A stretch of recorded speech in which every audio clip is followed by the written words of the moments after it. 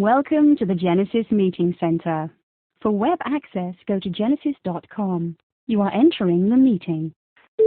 Underwriting fees and commissions in relation to the notes, which, obviously the sole purpose of which is to fund the loan. And in your mind, does that create any problem or not? No, this is still from Ukrainian, in my view, from Ukrainian perspective, this would still be viewed as the services which underwriters, lead managers provide in the context of this transaction. And therefore, from Ukrainian perspective, this should be viewed as the service payment. Okay. Nazar, over to you. It looks like I started at the right end of the list, actually. Do you agree with that from a Ukrainian law perspective? Would you be able to provide some kind of similar comfort to the banks, in your opinion, that a payment to the banks for their underwriting services in relation to the notes wouldn't have to form a part of the calculation for the interest rate cap on the basis that it's not actually a payment to the issuer under the loan agreement? Yeah, actually, I believe we have a similar statement in the opinion that payments which do not constitute payments to the lender under the loan agreement shall be done on the basis of the other exemption, which is like exemption applicable to payments for services.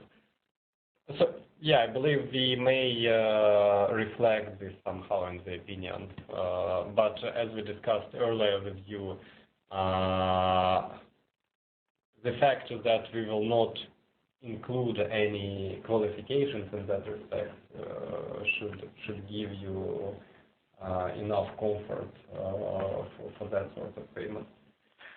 I think the banks just need to be very clear and have a high degree of comfort that there's nothing improper and that there would be no exposure that the NBU could later challenge the payment or challenge this arrangement and say you should have included these fees. It was under the legislation, these fees were intended to be captured under the legislation for the purposes of calculating that amount. So, on some level, I'm also asking you what the spirit of the legislation is aimed at, and are we? Is this a sort of a clever arrangement structuring around something, or in the view of both of you, I guess, is this the right and proper approach and within the spirit of the legislation? And that's why we're saying we're legal opinion, just clarifying that the underwriter's fees for underwriting the bonds do not need to be included in that calculation, and we'd want something quite specific on that. And I'm sorry to be so blunt about it, but it's an important point, and we're trying to launch a transaction, sort of Tuesday, Wednesday next week. So we really do need to understand, is there a risk here, or is this completely above board? To be blunt. Because now that there was some, when we discussed earlier, I think your view earlier was that there may be some possibility that the NBU could come back and look at this arrangement and say it was improper.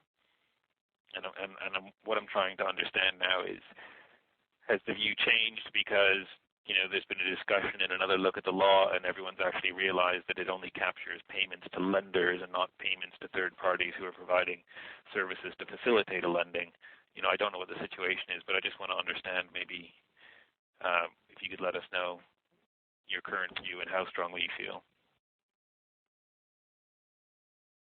Yeah, from our side, we cannot completely eliminate the risk of requalification by the NBU, but obviously when the payment is made to another party and on the basis of a separate document, such risk is rather remote.